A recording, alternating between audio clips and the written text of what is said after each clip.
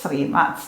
ഞാൻ ഇന്നിവിടെ വിവിധ മത്സര പരീക്ഷകൾക്ക് LGS, സെക്രട്ടേറിയറ്റോ ഏത് മത്സര പരീക്ഷകൾ ഏതായാലും അതിലേക്ക് തയ്യാറെടുക്കുന്ന കുട്ടികൾക്ക് വേണ്ടി പ്രീവിയസ് ഇയർ ക്വസ്റ്റ്യൻസ് ചർച്ച ചെയ്ത് വിശദമായ ക്ലാസ് എടുക്കാൻ ഉദ്ദേശിക്കുന്നു. നമുക്ക് ക്ലാസ്സിലേക്ക് കടക്കാം.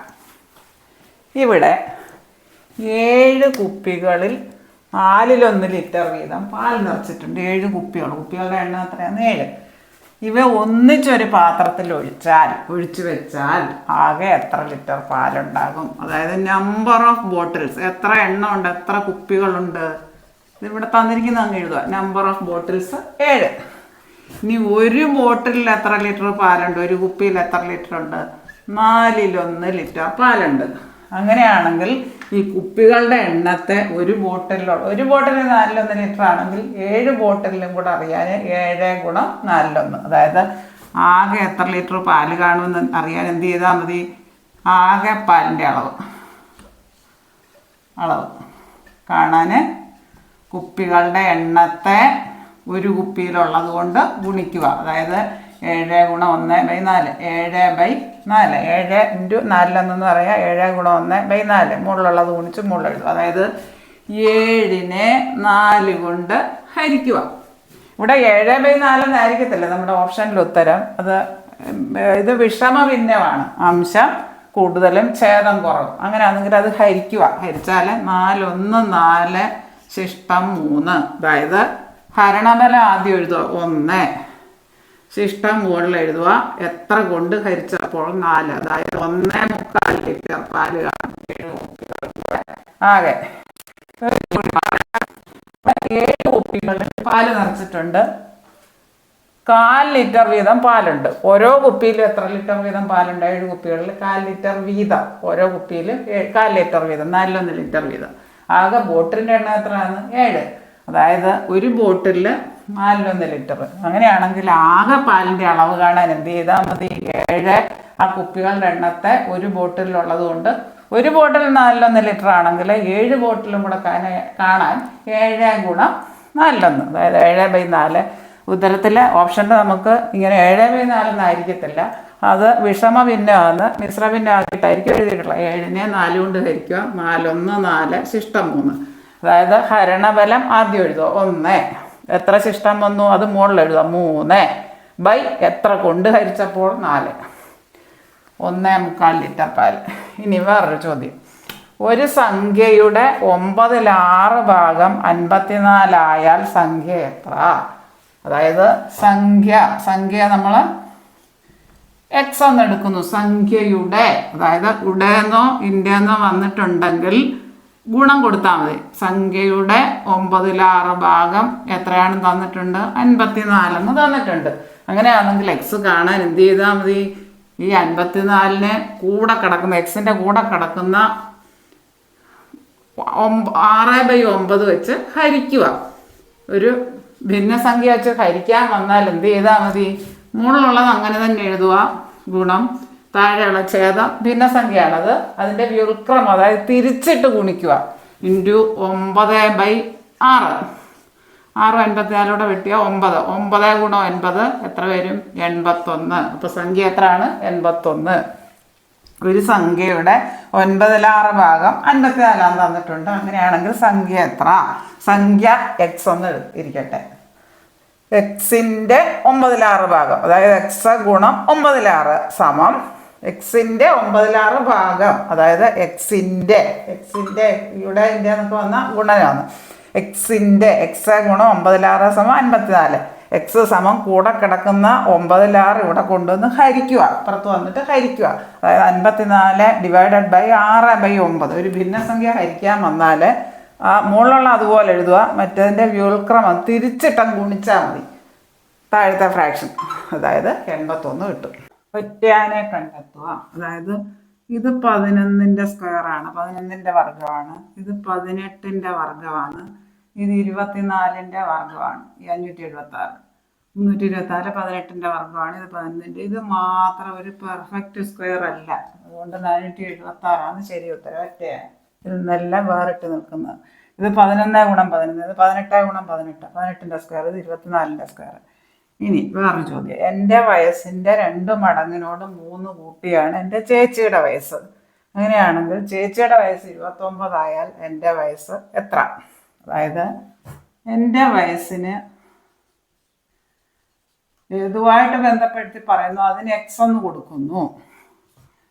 എൻ്റെ വയസ്സിൻ്റെ 2 മടങ്ങിനോട് 3 കൂട്ടിയാൽ ചേച്ചിയുടെ വയസ്സാണ്. എൻ്റെ വയസ്സ് എക്സ് എന്ന് എടുക്കുന്നു. എൻ്റെ വയസ്സിൻ്റെ 2 മടങ്ങിനോട് 3 കൂട്ടിയാൽ ചേച്ചിയുടെ വയസ്സ്. ചേച്ചിയുടെ വയസ്സ് നമുക്ക് തന്നിട്ടുണ്ട്. 2x + 3 എന്ന് പറയുന്നത് 29 ആണ്. അങ്ങനെയാണെങ്കിൽ 2x = 29 - 3 =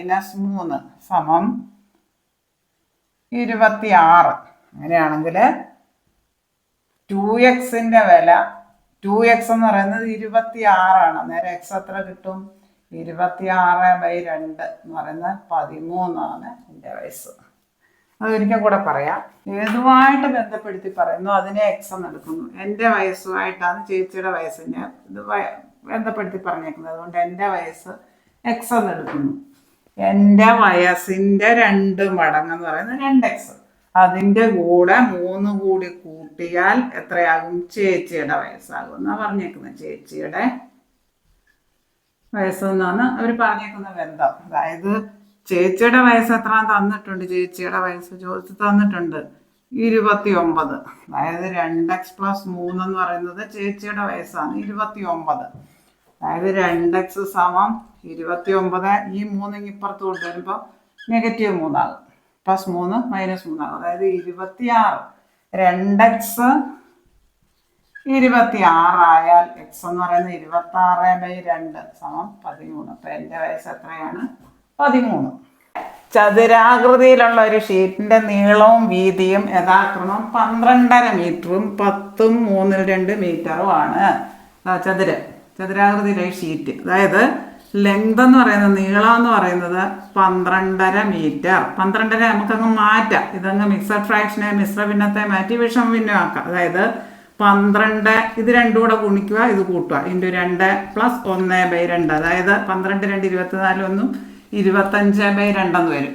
അത്രയും മീറ്റർ. ഇനി നീളം വീതി അതുപോലെ 10 3/2 മീറ്റർ. അതായത് ഇത് മാറ്റുക. 10 ഇത് രണ്ടും കൂടെ ഗുണിക്കുക. 10 × 3 + 2/3. 10 × 3 ഗുണിക്കാൻ എന്താ ഒന്നിച്ച് ഗുണിക്കണം. 30 30 32/3 മീറ്റർ. നമുക്ക് പരപ്പളവ് അഥവാ വിസ്തീർണമാണ് കാണേണ്ടത്. പരപ്പളവ് കാണാനുള്ള ഫോർമുല ലെങ്ത് × ബ്രെഡ്ത്ത്, നീളം × വീതി. 25/2 മീറ്റർ × 32/3 മീറ്റർ. സംഖ്യ മാത്രം ഇട്ട് ചെയ്യാം നമുക്ക്. 25/2 × 32/3 2 16 32. അതായത് 25 × 16/3. അതായത് നമുക്ക് എന്ത് വരും? 400/3. ഇനി 400നെ നമുക്ക് 3 കൊണ്ട് ഹരിക്കാം. 400/3. 40ൽ 3 എത്രയാണ്? 13 3 39 = 10.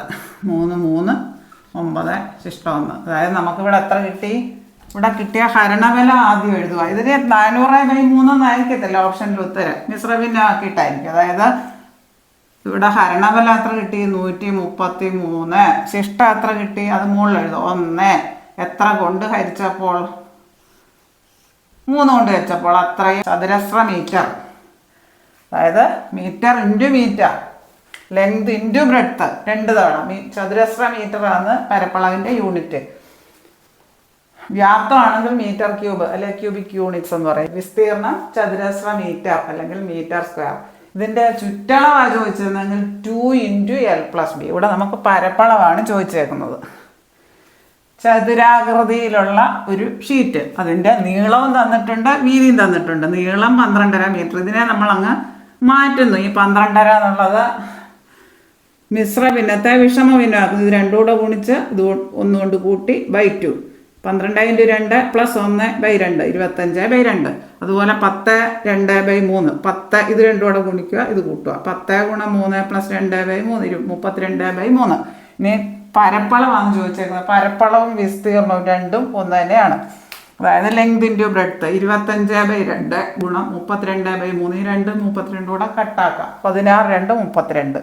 ഇനി 25 ഗുണം 16/3 400/3 400നെ 3 വെച്ച് ഹരിക്കുക.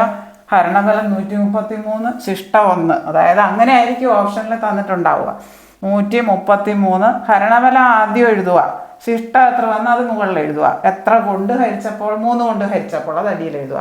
133 3/1 മീറ്റർ സ്ക്വയർ അല്ലെങ്കിൽ ചതുരശ്ര മീറ്റർ.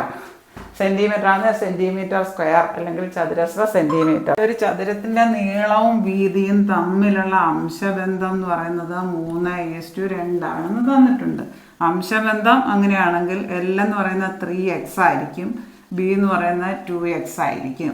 നമുക്ക് ചുറ്റളവ് തന്നിട്ടുണ്ട്, ചതുരത്തിൻ്റെ ചുറ്റളവ്. പിന്നെ എന്താ തന്നേക്കുന്നത്? ചുറ്റളവ് സമം 60 സെൻറ്റിമീറ്റർ. ചുറ്റളവിൻ്റെ ഫോർമുല എന്താ? 2 × L+B. ചുറ്റളവിൻ്റെ ഫോർമുല 2 × L+B. വിസ്തീർണ്ണമാണ് L × B. ചുറ്റളവ് തന്നിട്ടുണ്ട് 60. അതായത് L+B കാണാൻ എന്ത് ചെയ്താൽ മതി? കൂടെ കിടക്കുന്ന 2 കൊണ്ട് ഹരിച്ചാൽ മതി. അതായത് L+Bയുടെ വില കിട്ടി. L+Bയുടെ വില എത്രയാണ്? 30. എല്ലിൻ്റെ വില 3x, ബിയുടെ വില 2x. അംശം എന്താ അങ്ങനെ ആയതുകൊണ്ട് അപ്പം എല്ലിൻ്റെയും ബിയുടെയും വില കൊടുക്കുന്നു. 3x, L 3x + B 2x സമം 30. അതായത് 3xും 2x കൂടെ കൂട്ടുന്ന 5x. 5x സമം 30 ആയാൽ എക്സിൻ്റെ വില എത്ര വരും? 30/5. അതായത് x സമം 6. നമുക്കിവിടെ വീതിയാണ് കാണണ്ടേ. B = 2x ആണ്. എക്സിൻ്റെ വില കണ്ടല്ലോ. 2 × 6 സമം 12. ഓപ്ഷൻ ബി ആണ് ഉത്തരം. നീളമായി ചോദിച്ചെങ്കിൽ 3x എടുക്കണം. 3 × 6 18 വരും. ഇവിടെ വീതിയാണ്. ഇതിൻ്റെ തുക 1ൽ നിന്ന് കുറയ്ക്കും. ഇതിൻ്റെ തുക എന്ന് പറഞ്ഞു കഴിഞ്ഞാൽ 1/2 + 1/4 + 1/8. ഈ മോഡലിലാണ് വരുന്നത്. എല്ലാ 2ൻ്റെ ഗുണിതങ്ങളാണ് അടിയിൽ വരുന്നത്. മുകളിലൊന്നുമാണ് വരുന്നതെങ്കിൽ ആ ലാസ്റ്റിലുള്ള സംഖ്യയുടെ ഛേദം എഴുതുക, അതിൽ നിന്ന് 1 കുറച്ചെഴുതുക. അതാണ് ഇത് കൂട്ടാനൊന്നും നിൽക്കണ്ട. അതായത് 1ൽ നിന്ന് ഇതിൻ്റെ തുക കുറയ്ക്കാനാണ് ചോദിച്ചേക്കുന്നത്. അതായത് 1നെ നമുക്ക് 8/8 എന്ന് എഴുതാം. 10/10 ഒന്നാണ്, 5/5 ഒന്നാണ്. ഇവിടെ നമുക്ക് 8 അല്ലേ ഛേദം, അതുകൊണ്ട് നമ്മൾ അതുപോലെ ആക്കി എഴുതുന്നു. ഇനി നമുക്ക് വെറുതെ അങ്ങ് ക്രിയ ചെയ്താൽ മതി. 8 - 7 അതായത് 1/8 ആണ് ഉത്തരം. ഓപ്ഷൻ സി ആണ്. തുക 1ൽ നിന്ന് കുറയ്ക്കാനാണ് പറഞ്ഞേക്കുന്നത്. ഇതിൻ്റെ തുക 1/2 2ൻ്റെ ഗുണിതങ്ങളാണ് അടിയിൽ വന്നേക്കുന്നത്. മുകളിലെല്ലാം 1 വന്നേക്കുന്നെങ്കിൽ നമുക്ക് ഏറ്റവും ലാസ്റ്റിലെ ഭിന്നസംഖ്യയുടെ ഛേദം എഴുതുക, അതിൽ നിന്ന് 1 കുറയ്ക്കുക. അതായത് ഇതിൻ്റെ തുക എന്ന് പറയുന്നത് 7/8 ആണ്. അതായത് 1ൽ നിന്ന് ഇതിൻ്റെ 7/8. 1നെ നമുക്ക് 8/8 എന്ന് എഴുതാം. -7/8. ഇവിടെ ഛേദം ഒരുപോലെ ആയതുകൊണ്ട് നമുക്ക് കുറച്ച് എഴുതിയാൽ മതി. 8 - 7 അതായത് 1/8. വളരെ പ്രധാനപ്പെട്ട എപ്പോഴും ചോദിക്കുന്നതാണ് 1/2 + 1/4 സമം. ഇവിടെ ഇങ്ങനെ ഈ മോഡലിലാണ് വരുന്നതെങ്കിൽ ആദ്യം ഛേദം അങ്ങ് എഴുതുക, അതിൽ നിന്ന് 1 കുറയ്ക്കുക 3. അതുപോലെ അതേ മോഡലുള്ള ഏത് കണക്ക് ചെയ്യാൻ വന്നാലും ഇതറിഞ്ഞിരിക്കേണ്ടതാണ്. 1/2 + 1/4 + 1/8 സമം. ലാസ്റ്റിലുള്ള ഛേദത്തിൻ്റെ ഇത് ഛേദം എഴുതുക, അതിൽ നിന്ന് 1 കുറയ്ക്കുക. അതാണ് ഉത്തരം. കൂട്ടാനൊന്നും നിൽക്കേണ്ട. അടുത്ത 1/2 + 1/4 + 1/8 + 1/16 ആണെങ്കിൽ ആദ്യം 16 എന്നങ്ങ് എഴുതുക, അതിൽ നിന്ന് 1 കുറച്ച് ഇവിടെ എഴുതുക. 1/2 + 1/4 + 1/8 + 1/16 + 1/32 ആണെങ്കിൽ ആദ്യം 32 എഴുതുക, അതിൽ നിന്ന് 1 കുറച്ചിട്ട് ഇവിടെ എഴുതുക. ഇതാണ് ഉത്തരം. ഇത് 8 + 1 + 16 + 1 + 32 ഇങ്ങനെ വന്നാൽ ഇതിൻ്റെ ഛേദത്തിൻ്റെ LCM എന്ന് പറയുന്നത് ആ വലിയ സംഖ്യ വരും. അതായത് 8ൻ്റെ ഗുണിതമാണ് 32, 16ൻ്റെയും ഗുണിതമാണ്. അതായത് 8ൻ്റെയും 16ൻ്റെയും ഗുണിതമാണ് 32. അങ്ങനെ വന്നാൽ ആ വലിയ സംഖ്യയാണ് LCM വരിക. ഛേദമല്ല LCM പോലെ ആക്കുക. 8 2 16, 16 2 32. അതായത് 8ൻ്റെയും 16ൻ്റെയും ഗുണിതമാണ് 32. അതുകൊണ്ട് ഇതിനെ അങ്ങ് 32 ഇത് നോക്കാം നമുക്ക്. ആദ്യത്തേതിനെ ഛേദത്തിനെ 32 ആക്കണേ. താഴെ മുകളിലും 4 ഇട്ട് ഗുണിക്കണം. 4 32 പ്ലസ് രണ്ടാമത്തതിനെ 16 2 32 താഴെ മുകളിലും വിലയ്ക്ക് വ്യത്യാസം വരാതിരിക്കാൻ വേണ്ടി ഗുണിക്കുക. പ്ലസ് 1/32 LCM അങ്ങനെ തന്നെ ആയതുകൊണ്ട് ഒന്നും മാറ്റണ്ട. സമം 1 ഗുണം 4 4/32 പ്ലസ് 1 ഗുണം 2 2/32 പ്ലസ് 1/32 സമം വെറുതെ കൂട്ടിയാൽ മതി. ഛേദമെല്ലാം ഒരുപോലെ ആയതുകൊണ്ട് വെറുതെ കൂട്ടിയാൽ മതി. അതായത് 7/32 വരും ഉത്തരം. ഇവിടുത്തെ LCM എന്ന് പറയുന്നത് 8, 16, 32. ഇത് 2, 16, 4, 32. ഇത് 2, 8ൻ്റെ ഗുണിതങ്ങളാണ്.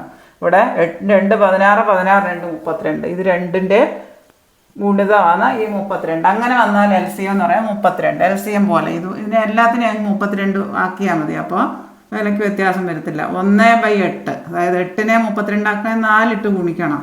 വിലയ്ക്ക് വ്യത്യാസം വരാൻ താഴെ മുകളിലും 4 ഇട്ട് ഗുണിച്ചു. പ്ലസ് 16നെ 32 ആക്കണേ 2 ഇട്ട് ഗുണിക്കണം. അത് താഴെ മുകളിലും ഗുണിക്കണം വിലയ്ക്ക് വ്യത്യാസം വരാതിരിക്കാൻ.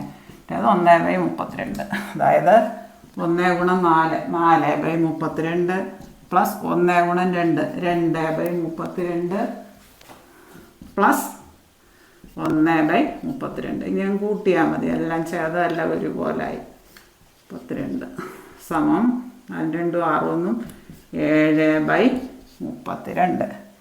ഇനി ഒരു സംഖ്യയുടെ 8/1 ഭാഗം 4 ആയാൽ സംഖ്യ എത്ര? അതായത് സംഖ്യ നമ്മൾ x ആണെന്ന് എടുക്കട്ടെ. സംഖ്യ x ആണെന്നിരിക്കട്ടെ. അതായത് എക്സിൻ്റെ 8/1 ഭാഗം എത്രയാണെന്ന് ഇന്ത്യ ഇവിടെ അടുത്തും ഗുണനം ഗുണിക്കണം. എക്സിൻ്റെ 8/1 ഭാഗം 4 തന്നിട്ടുണ്ട്. അതായത് x/8 സമം 4 ആയാൽ എക്സ് കാണാൻ എന്ത് ചെയ്താൽ മതി? ഇങ്ങനെ ക്രോസ് മൾട്ടിപ്ലൈ ചെയ്താൽ മതി. x സമം 4 ഗുണം 8 സമം 32. സംഖ്യ 32 ആണ്. സംഖ്യയുടെ 8/1 ഭാഗം 4 ആണ്. 4 ആയാൽ സംഖ്യ എത്ര? അതായത് സംഖ്യ x എന്ന് എടുക്കുന്നു. സംഖ്യയുടെ 8/1 ഭാഗം എന്ന് പറഞ്ഞാൽ സംഖ്യ ഗുണം 8/1 സമം 4. അതായത് x/8 x/8 സമം 4. ഇനി x കാണാൻ എന്ത് ചെയ്താൽ മതി? ഇതിന് ക്രോസ് മൾട്ടിപ്ലൈ ചെയ്താൽ മതി. x സമം 4 ഗുണം 8 സമം 32. അപ്പോൾ സംഖ്യ എത്രയാണ്? 32. ഇത്രയും കാര്യങ്ങൾ നിങ്ങൾക്ക് നല്ലതുപോലെ മനസ്സിലായി എന്ന് ഞാൻ വിശ്വസിക്കുന്നു. നിങ്ങൾക്ക് ഈ വീഡിയോ ഇഷ്ടമായെങ്കിൽ ലൈക്ക് ചെയ്യുക, ഷെയർ ചെയ്യുക, സബ്സ്ക്രൈബ് ചെയ്യാൻ മറക്കല്ലേ. നിങ്ങളുടെ എല്ലാ കൂട്ടുകാരിലേക്കും ഈ വീഡിയോ എത്തിക്കുക. Thank you.